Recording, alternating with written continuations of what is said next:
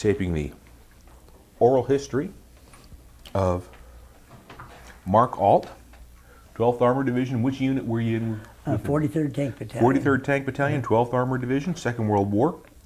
Interview is being conducted at the 12th Armored Division Annual Reunion, 14th of August 2009, Branson, Missouri. First, sir, I want to thank you for agreeing to sit with me and talk. Okay. And we'll start from the beginning. What did you do before you came into the Army? Okay, I've got this here. Mm-hmm. I got Mark Raymond Ault, Life Member 45, Staff Sergeant, A Company and Service Company of 43rd Tank Battalion, 12th Armored Division. I was born on a farm in Miami County, Indiana. My folks lost the farm, 80 acres, due to the Great Depression. We moved a little town named Bennett Switch, and in Indiana, about 3 miles away. My father became the janitor of Centennial School. I helped him by cleaning 2 rooms after school dismissed, helped mow a very large schoolyard during the summer, and 2 cemeteries. I was drafted in the fall of 1942, sent to Fort Benjamin Harrison, spent all the first afternoon learning to make a bed, getting the coin to bounce. Next day, boarded the train for who knows where. We landed at Camp Camel, Kentucky, being assigned to A Company, 43rd Armored Regiment, 12th Armored Division. Next, we went to Camp Barkley, Texas, and then next to Camp Shanks, New York. Boarded the Marine Raven for England. Seasick for 5 days. Very rough seas the first 5 days. After a short stay, boarded an LST, crossed the English Channel to Le Havre, France, then to southern France. I trained as a tank commander, but the personnel section needed a clerk typist for officers' pay and allotments. I was transferred to service company and the personnel section under the command of Hezzy Red Bird, later Chief Warrant Officer Drew G. Jones. Our personnel section was always in the rear echelon during the war, except going to Munich. We got there before the tanks and had to lay low that night. The tanks were roaring in the next morning. Norm Brummer, Company D clerk, became my special friend during the war and after the war. Norm and his wife Fern, Ann, and I visited each other several times a year. I have enjoyed the years that I have been with being a unit rep for the 43rd Tank Battalion. And my sister Patty and I have enjoyed being the host and hostesses for the 43rd Hospitality Room for all these years. That's all I wrote up. Mm-hmm. Great. Now, beyond that, anything you'd like to talk about or any experiences that have been coming to mind as you've been talking to your fellow veterans these past couple days? Oh boy. Actually, if you want to talk about that thing with Colonel Meigs again. Okay. Get ready to go out to town, please. Yeah. We were either going to Clarksville or Hopkinstown, and it was on a Saturday afternoon, and we'd all been cleaned up and had our khakis on, and was standing there in line, big long line, and it had these big semi with trailers on it, and so we stand there, and Colonel Meigs went by, and nobody called attention to salute, you know. So he stops and picks out the ranking non-com, a staff sergeant, and made us double time all the way down to the 44th Armored Regiment. And in time we got back, we was all just soaking wet with sweat, you know. And practically nobody went to town. They went back home and just give it up, you know. And but I understand. I wasn't under him, but I seen him a lot. And he was a big, tall, good-looking soldier, made a good-looking soldier. And the guys that was under him said that he was really smart and had a lot of West Point in him, you know. Mm-hmm. And then right after the war, I think we was in Allen, Germany, and we had well, I wasn't a company clerk, but all the company clerks had to make up rosters on how many points the guys had so they could go home, you know. And so after they'd get it, sometimes it'd be almost midnight before they'd get that up. So we had to take it, I and another fellow had to take it about 30 miles into the headquarters, and had a Jeep. We give it a Jeep, and we'd drive fast as that thing would go. We had a Ford. It did run 70. So, but then when we went through the little towns, well, you had to be real careful because you could always see somebody open the blind or a window and see what was going through, you know. And then we had one checkpoint right next to a river and or a small creek, and we had to ford it. The bridge had been blown, and so you had to be real careful. And you had to know the password in order to get through there, you know. So that's one of the first thing you done, knowing you're going to have to go to get a password. Then, you know. Okay, and oh boy, oh, and well, when we was in England, some general had got a British general had got captured all of his men up at Dunkirk, and so they were going to try to have a bunch of paratroopers go up and try to liberate him, you know. So we were right in the camp where they were at, and the guys had, I don't know what they called it, but it was something similar to football. And oh my gosh, they get in fights, and it was something. They were mean, those British troops, because they'd been 2 or 3 drops before that, you know. Well, anyway, they took off at 2 o'clock in the morning, and here all these planes ripped up, and they was pulling the gliders as they took off. And so we didn't get no sleep then from 2 o'clock on then. And they finally, about daylight, they all got in the air, you know. And then we crossed the channel, and best food I ever had, the Navy. We had steaks twice a day. You know, boy, I mean, good ones. And ate the, and then we landed at Le Havre. It was 3 days of crossing, because we went down the Seine River to Le Havre, no, to Rouen. And well, Le Havre was been blown up on that night. It had been bombed, and it was on different places on fire. And so we went down to Rouen and disembarked there, and then we went to a little town named Ault and slept in a barn that night, and a potato barn full of potatoes.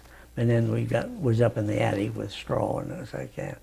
And then the next day we headed for Luneville, France. And I think it took us 2 days to get down there. And then we relieved the 4th Armored Division then. And it rained and mud everywhere. And the tanks, I mean, the trucks would pull off the road so the tanks could get through. And then naturally they got stuck, you know. And then finally they got them all up. But you could look down in the valley down there at the Germans were down there, you know, you can see them. And so then the next day we moved out and went to a different area, but the tanks and stuff stayed there, and they went down there and fought them there. And oh, let's see what else. At Herlesheim, of course, most of the guys were there, and our little personnel section, we were back another little town, so we didn't get in it, but. They just lost tank after tank there, you know, and what didn't get killed was captured, the POWs, you know. So we never saw those guys anymore. And most of them went up to Hamburg, and they cleaned bricks for the Germans, you know, and until the war was over. Okay, you got much more? Oh, keep on going. Yeah. Oh, let's see. Now, you talked about getting good food on the Navy ships. How about on the crossing across the Atlantic from America to Britain? Well, we were sick. Practically everybody on that Marine Raven were sick 5 days. So the captain of the ship finally came down in the bunkers down there and said, all you guys got to get up on deck today. Because he said, you're going to die down here, you know. So we did, laid up there. And then after that, well, we got over it. And but they said we was having 40-foot waves, and that ship would go up, and then it'd come down, and then where that place in the middle wasn't no water, then it just slapped that water, you know. And that's what really got us sick, that movement of that water, you know. And then after, we were supposed to land at Cherbourg, and then time we got there, it hadn't even been taken yet, so then they diverted us over to England. And so we got to see England, and I and a buddy, John Bruno, he lives in Alpena, Michigan, and he's got Alzheimer's now. But he and I, he's about my size, and so we got a 3-day pass into London at the Red Cross. And so the first 2 days we took tours just all over. And the third day we got just London itself. And I said, and we'd heard about these girls at Piccadilly Circus, you know, they'd pick you up, you know. So neither one wanted that, you know. So anyway, we decided we walked down there. And so as I was walking down there, was some girl, a little girl, tapped me on the shoulder, and she said, I'd like to have your gum. Well, I went to pick out some gum, you know, out of my pocket. She said, no, it's what you're chewing. My soul was coming off loose on my shoe, and I need to stick it back on there. And that was it. So we laughed over that we never even got propositioned, you know. So that was there at England. And then after the war was over with, why, I didn't have enough points, so I had to go to a lot of us had to go to the 2nd Armored Division. And I and another fellow that I didn't know at the time, but he was in A Company, and the one I used to be in. And so they stationed us at Bad Orb, and we got to stay in a castle. And so at about 2 o'clock in the morning, this is in the fall, while we could hear the Cubs. They was playing the Detroit Tigers, you know, last time they'd been in the World Series. And I've been a Cub fan for 81 years now. And we'll be getting back on the farm. With, the folks had a water can radio, big long thing, with a whole goddamn of knobs on it, and a big speaker. And of course we had an old Model T Ford, and Dad would take he got an extra battery. We take one and be in at Miami getting charged while we were playing the other. And I could hear the Cubs ball games. When then after they lost the farm and went into business, well then they rebroadcast some things at 6 o'clock that evening. Well, I just about 11 years old then probably, and I always thought, well, maybe the umpire had made a mistake, and maybe the Cubs had won if they've got beat, you know. And my mom said I knew every one of the players and all their batting average and all of that way back then, you know. And see what I got off on that one. I don't know what I was saying. Then while I was there at Bad Orb, well, the 2nd Armored Division was playing the 82nd Airborne, a football game at Olympic Stadium. And they tried to get kids to go, you know, soldiers to go. And I think they got about 5 truckloads. And we got on an autobahn there and headed for Berlin. And we got as far as Potsdam, and the Russians wouldn't let us go through.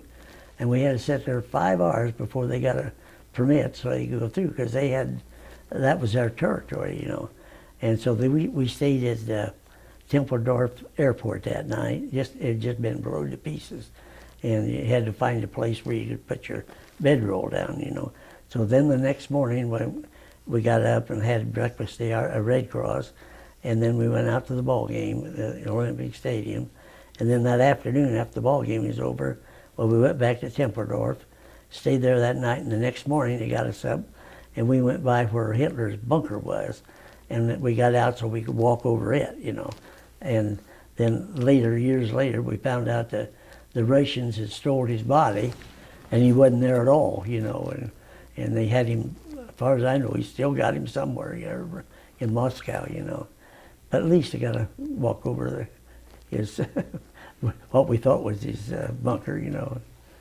And then after we got home, after we got back to Bad Orb, we finally got enough points to come home, and sent us down to Marseilles, and we in a big tent city, and there'd been a lot of troops that went through there on the way home, and we got there before Thanksgiving, and there wasn't any ships to get us home. And I found out later that they had loaded up in the United States and were going to Japan. And they had about halfway over there when the war of that was over with. So they had to turn around and bring all them troops back to the United States. And then finally we got a ship. And so I spent Thanksgiving and Christmas there. And so then I think I got home in February the 4th. And but while we was there at that Marseilles, well, they let about 12 to 15 go into Marseilles, and they had practically a modern city there. It had subways and all that, you know. And but the Moroccans were so bad that you had to be in a group because they'd kill you for whatever you had, you know. And they always wore those big long bolo knives or whatever they called them, you know. And but that's just about all I can remember right now. And so hope you Absolutely. I want to thank you, sir, for agreeing to sit with me and